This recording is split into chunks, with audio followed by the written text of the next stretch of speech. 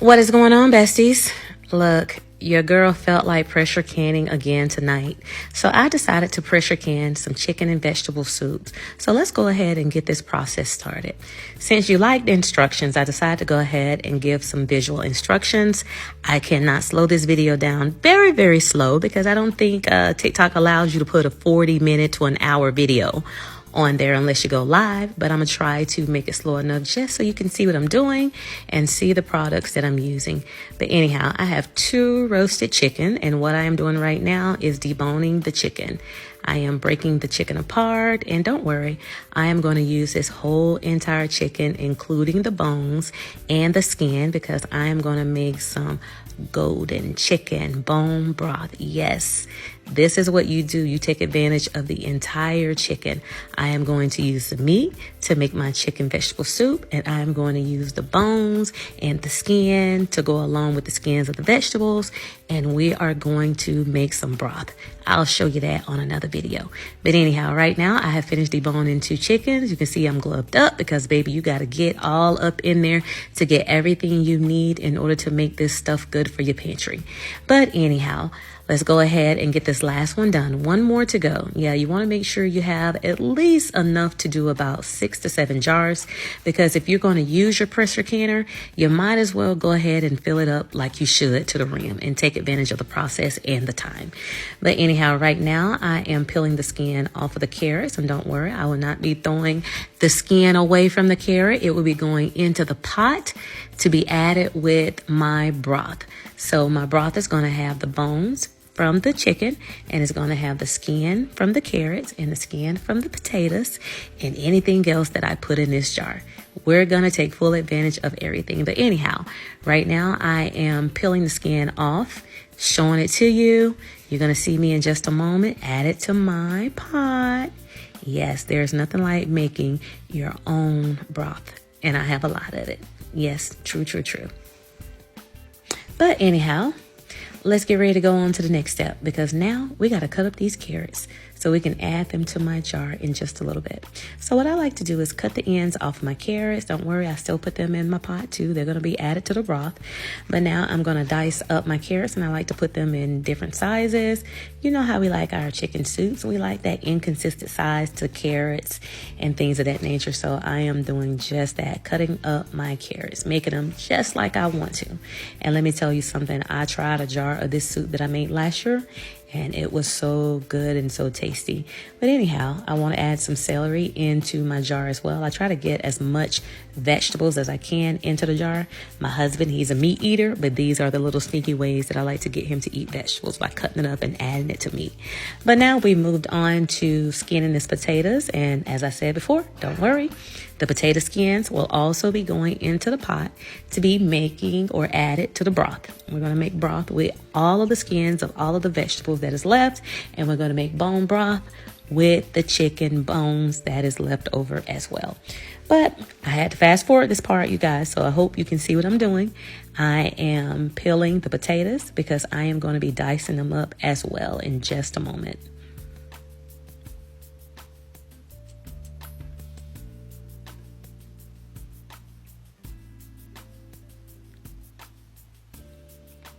All right, as you can see, your girl is back. I just showed you guys where I put it at. I put it in the pot. So now you're seeing everything that I have. I have my chicken, I have my carrots, I have my celery diced up. And so now we are going to cut up these potatoes. And I like my potatoes kind of chunky in different sizes. As I said, I love inconsistent sizes in my vegetable. It's just something about them that makes them feel so hearty. And I believe I cut up about 5 to 6 of the potatoes because I know I'm doing about 6 to 7 jars. So it's only so much that you can pack in a quart-sized jar. So I try not to overcut. That way I don't have any extra vegetables left that go to waste or that will cause me to have to make another dish in order to use the excessive vegetables up. So I try to measure out exactly what I need. And because I've been doing this for a few years now, I know exactly what I need in order to make 6 to 7 jars. So I just slowed down the camera just for you so you can see my chicken, my potatoes, my carrots, and my celery. And now it is time to pack these jars. Okay? Everything that I'm putting in the jar, it is cold. So you can call this cold packing, which means when I put it on the stove into the pressure canner, the water is going to be cold. So right now I am pushing that chicken down in that jar. You can see me trying to make room for my vegetables, or I could be, just want to make sure I got enough room for my vegetables. I can add some more chicken, depends on how hearty I want the meal. But because, like I said, my husband, he's a meat eater, I want to get as much chicken in there as possible. So therefore, if I ever pop these jars open, it is meaty, just the way we want it. And now we are putting the potatoes in there. And as you can tell, you're going to see me pressing them down because you want to make sure everything is compact down in there. You want to get as much as you can in these jars, okay? So that is what you are seeing me do right now. But as I'm preparing to push them down, I'm going to be moving on now to the carrots. And so you guys see me adding the carrots to the jars. And these are organic carrots. I wish I could grow some carrots. But not in this Texas heat. Well, I probably could if I tried, but no thank you. I'll just continue to buy my organic carrots. And now I'm showing you my celery, and I am adding my celery also to the jar. But anyhow, you can use whatever vegetables you want in your chicken soup. This is just what I like. So if you wanted to add some tomatoes, if you wanted to add some onions, if you wanted to add some green peppers, you can do that also. Whatever vegetables you want in there, you can put them in there. It is up to you, okay? This is just what I like. So this is what I added to mine. But anyhow, now you see I am using canning salt or pickle salt. Whichever way you want to say it, it is all the same. Pickle, canning salt is the same. All right, and so you're seeing I am adding some chicken bouillon in there. That's what I call it. Chicken caldo is what they call it down here in Texas. And I am using some chicken broth. Yes, I could have added my chicken broth that you saw me breaking apart, but that's going to take a while, okay? So I had to have some that was already ready.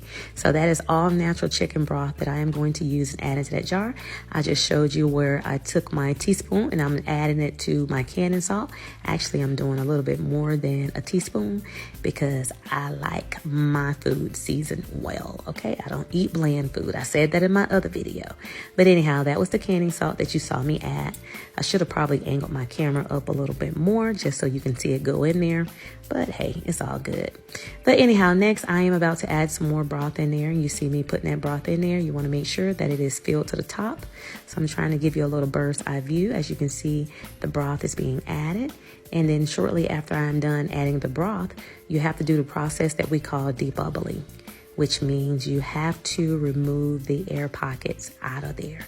If you do not do that, there's a great possibility that you can have siphoning and your lids may not seal properly. So you want to make sure you debubble those cans. And that is what I'm doing right now, removing all the air pockets out of there so we don't have no issues with the jars when I put them in the pressure can. And that may also cause more room in your jars. If it causes more room, just add a little bit more broth. So right now I am taking the vinegar and I put some on the napkin and I am cleaning the rims of the jars. Why am I doing that? Because if there's any type of debris that is on the rims, it can cause your lids to not seal. So you want to make sure you remove everything off of the rims with the vinegar and the napkin. If you want to do a cloth, that's on you. I do a napkin and I use the vinegar. And here you see me now. I am putting the lids on there and you're to do them fingertip tight. You don't want to do it with your whole hand because then you can have it too tight and you can cause all kind of issues in your pressure can with that. But just fingertip tight just to ensure that the lid seals properly. All right, so I am all done. And now you see me putting my wonderful jars into the pressure canner. You see the water at the bottom, right? I put a cap of vinegar in there just so my jars doesn't stain. I want my jars to stay clear when they come out so I can see the product. If you don't add the vinegar in there, you can have this film that builds up on your jars and everything. It's not a pretty sight. It doesn't contaminate the food. It just makes your jars look ugly. All right, so add you a cap or two or a vinegar into that water. And now here you go, baby. Magic is done. Okay, I cooked this at 10.5 pounds of pressure for 75 minutes. And this is the results. After 75 minutes, My jars are done. You see the bubbles. It is cooked. It is cooked. Can I say that again? It is cooked. Okay, thanks to the pressure canner. And so then all I got to do is let my jar sit for 18 to 24 hours. Wait for that seal. Once I hear that seal pop, they are ready to go into your pantry until whenever you need them. If you need them next month, you can use them. If you need them next year, you can use them. If you need them 5 years from now, you can use them. Just make sure you store them properly. And that is in a dark space. If you got a pantry or a closet not being used, store them and keep the temperature low. I think 73 and below in your house. There you go.